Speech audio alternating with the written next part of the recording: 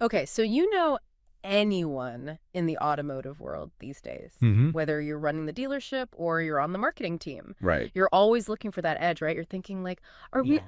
are we missing something? Are we really grabbing every opportunity Finally. that's out there in this crazy fast-moving automotive world? Absolutely. You know what I mean? It feels like we're all stuck in a maze with new walls popping up every other week, Yeah. and that pressure to perform, it never lets up. No kidding. Today, we're doing a deep dive that's all about giving you a clear path Okay. through one of the hugest shifts happening right now. Yeah, the landscape is definitely shifting under our feet. Yeah, and knowing how to navigate that is Yeah. the difference between staying competitive Right. and getting left behind. Exactly. So we're going to be taking a close look at this thing called the 30-day AI protocol transformation for car dealerships. Okay. It's like a structured way to get AI working for you quickly. And we're going to focus on what the research we've been doing calls the absolute first must-do step, Gotcha. getting crystal clear on the real cost of waiting on AI. Makes sense? We've been digging deep into this new protocol. Yeah. And it's full of these insights that are so relevant to the struggles you're dealing with every single day. And it's so timely, too, because the speed at which AI is developing now, Right. it means being proactive and strategic. Yeah. It's not just beneficial. Right. It's a necessity now. Our mission today is pretty straightforward. Okay. We want to equip you with a solid grasp of why that wait and see how AI shakes out, thinking it's not a safe bet anymore. Right. We want you to walk away knowing the real consequences inaction can have on your dealership's bottom line Hmm. and its future. Yeah, absolutely. So let's just jump right in. Okay. The material we've been looking at specifically mentions this common feeling. We'll wait and see. Yeah. So what are the hidden risks that maybe aren't so obvious with that approach? So on the surface, that wait and see approach seems pretty responsible. I was like, nobody wants to rush into something new Right. if they don't know what it's going to deliver. Yeah. But the thing is, the way the market is moving now, Yeah. it's like the whole script has been flipped. Okay. What might feel like a low-risk approach, Right. this whole waiting thing, Yeah. it's actually introducing some pretty big and often hidden dangers. Okay. I'm intrigued. Let's unpack that a little bit. Yeah. The research we've been going through draws this really interesting parallel Hmm. to how dealerships adapted to the internet and social media, Hmm. way back when. Interesting. It talks about these two fictional dealers, Tom and Mike, from the late 2000s. Okay. Could you walk us through their stories and why they're so relevant to how we think about AI now? Yeah, for sure. Yeah. So Tom and Mike, these guys were operating in the same market, Mm-hmm. both running these successful dealerships, Okay. but their core philosophies about new technology, they were like night and day. Gotcha. So, for example, Tom looked at his dealership's website Yeah. as way more than just a place to list inventory. Okay. He was putting time and resources into making helpful content for buyers, building a real online presence, Right. and integrating his digital processes with the whole in-store experience. So making that connection. Totally. Okay. Mike, on the other hand, Yeah. he saw the website as this basic thing he had to do, like an online brochure almost. Right. Just checking a box. So one of them saw it as this huge opportunity, Yeah. and the other one is like, ugh, I got to do this. Exactly. Yeah. And that difference, it played out again with social media. Interesting. Okay. While Mike and a lot of others were hesitant, some even blocking their staff from accessing it. Wow. Tom saw these platforms as a direct line to connect with customers, share the dealership story, Okay. and build a sense of community. Yeah. I mean, Tom's dealership wasn't perfect. They made mistakes. They probably tripped up here and there, Yeah. but they were learning and building those digital muscles over time. Okay. Mike's dealership pretty much stood still in that whole digital space. And it's pretty clear how that story ends up, right? Years later, Tom's dealership, having built that early digital foundation, really started pulling ahead. Exactly. By the early 2010s, Tom's team had years of experience generating leads online, Wow. managing that online to showroom transition smoothly. Yeah. And they had these really effective digital marketing strategies. Plus, they'd created a culture that was open to new ideas. That's so important. So important. Yeah. Mike's dealership, when they finally tried to catch up, Yeah. it was so much harder and so much more expensive for them to get those same results. Right. They're trying to play years of learning into. Exactly like they were cramming for an exam. Yeah, totally. Yeah. And the material we looked at points out that Tom's dealership is still thriving. Yeah. And mice was eventually sold. Wow. So it's a real powerful example of how being an early adopter, even with some bumps in the road, Yeah. can pay off huge in the long run. It's a marathon, not a sprint. Exactly. Okay. And you mentioned that this whole AI revolution, it's different. Oh, yeah. How so? Yeah. What makes the pace of change such a game changer right now? So those other shifts we talked about, the internet, social media, Yeah. they were big, Hmm. but they happened at a more, manageable pace. Okay. What we're seeing now with AI, the capabilities are basically doubling every 6 months. Whoa. That's crazy fast. That is so fast. Like nothing we've ever seen before. Yeah. And at the same time, customer expectations are changing just as rapidly. How so? Well, they're getting used to all these AI-powered experiences in other parts of their lives, Like, what are some examples? like personalized recommendations on Netflix or Yeah. instant answers from Alexa. Right. So the bar is being raised constantly. Yes, yeah. And that means the window for dealerships to adapt, to integrate AI, it's shrinking fast. So it's not just about missing the boat. It's Yeah. like the boat's leaving the dock at warp speed. Exactly. And the longer you wait, the further behind you get. The gap just keeps widening.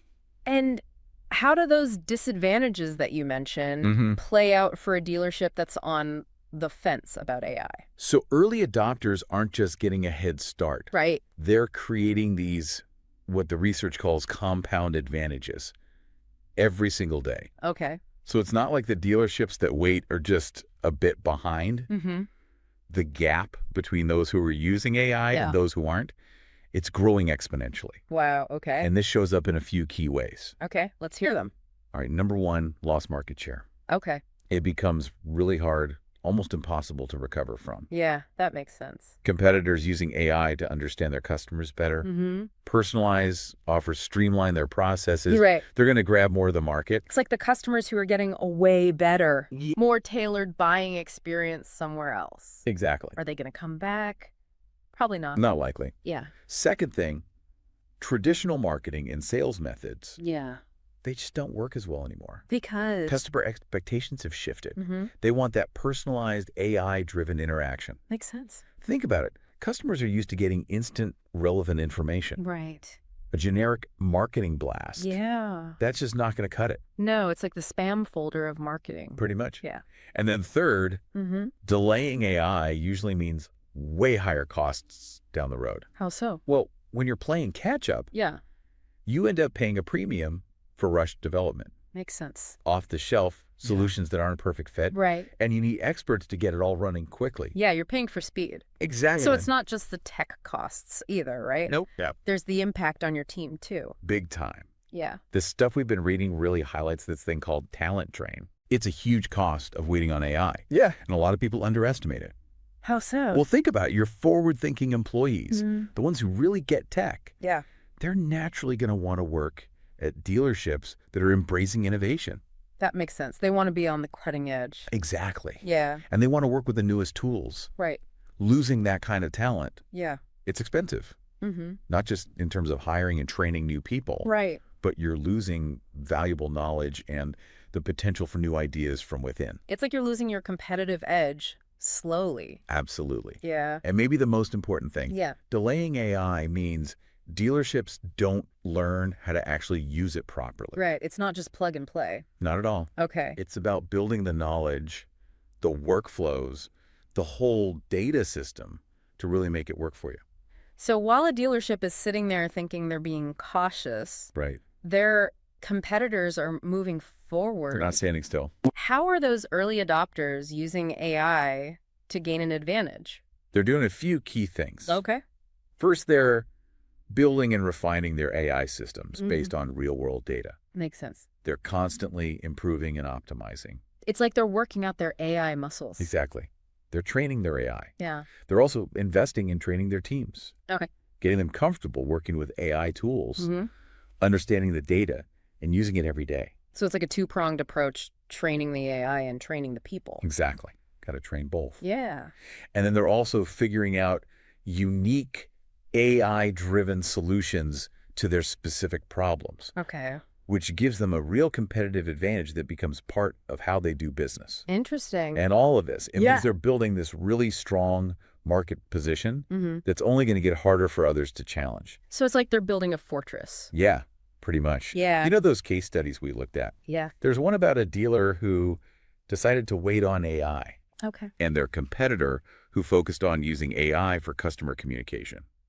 Interesting what happened there. That story is a perfect example of the whole compound advantage thing. Okay. The competitor who used AI for communication, Yeah. they started getting all these insights. Like what? Like what messages work best with customers, Okay. how to personalize follow-ups on a large scale, Mm-hmm. and the perfect timing for outreach. Things that would take forever to figure out manually. Exactly. Way too time-consuming. Yeah.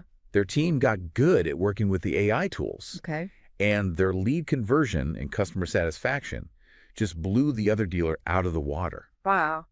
It shows that even starting small Mm-hmm. with one specific area Yeah. can get you big results fast. So this is painting a pretty clear picture of why waiting on AI is a risky move. Yeah. The research uses this phrase, reverse compound interest. Right. Can you break that down for us in terms of a dealership's AI strategy?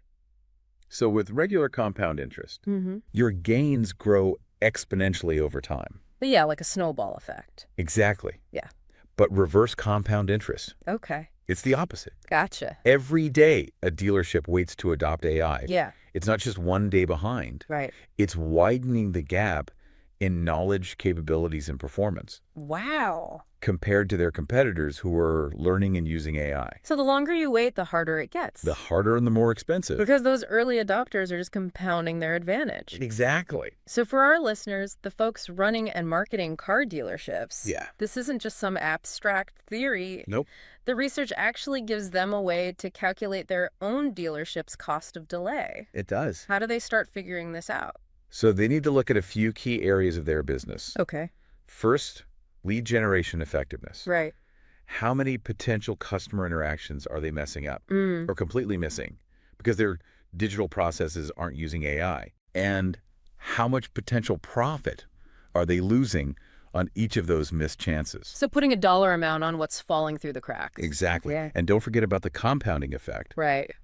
And how much is it going to cost to try and win that back later Right. through more marketing or bigger discounts? Right, because it's always more expensive to get a customer back than to keep them in the first place. So true. Yeah. And even more important, Yeah. what's the lifetime value of those customers who are choosing those tech-savvy competitors? Yeah, because they're probably not coming back.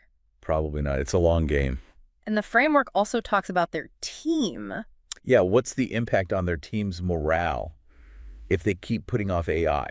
Especially the employees who are excited about innovation. Who can get frustrated, right? They're going to start looking elsewhere. Yeah. And then what's it going to cost to replace those top performers? Yeah. And you're also losing all that knowledge and expertise. Exactly. And they're missing out on developing those cutting-edge skills. It's like they're falling behind in the tech race. Big time. The research mentioned a dealership that did this whole calculation. Yeah. And they found they were losing over $100,000 a month because of missed opportunities and inefficiencies. Crazy, right? Yeah, and what struck me is that these losses weren't obvious from their regular financial reports. Right, that's the tricky part. Yeah. These are what they call invisible losses. The visible losses. The potential revenue and efficiency gains that just never happen. Right. Because the dealership systems aren't set up to track them. So traditional reports might not show those missed chances, Exactly. making the cost of delaying AI even sneakier. Totally hidden in plain sight. So to sum it all up, for anyone running or working at a dealership, doing nothing about AI, It's not a neutral choice. it's actively costing you. And those costs are just going to keep growing. And the risks of waiting are way bigger Way bigger. than the comfort of sticking with what you know. Absolutely. So understanding this cost of delay, like we've talked about today, Yeah. it's the foundation of that 30-day AI protocol transformation. That's step one. It's about recognizing how urgent this is Totally. and the massive opportunity that AI offers. Right now. And we'll be diving into those next steps of the protocol Yeah. in future deep dives. Looking forward to it. For those of you listening who are ready to ditch that wait-and-see approach, Yeah. remember, just by understanding this, you're already moving in the right direction. You're taking that first step. And the success of car dealerships in the future, it's going to depend on those who embrace and strategically use AI. No doubt. So here's a final thought to ponder. Okay. I'm listening. What potential gains in market share, customer loyalty and overall efficiency will your dealership never achieve if you keep putting off your AI transformation. Wow. It's not just about the challenges you're facing right now. Right. It's about the future success you might be unknowingly giving up. That's a powerful thought. Yeah, something to think about.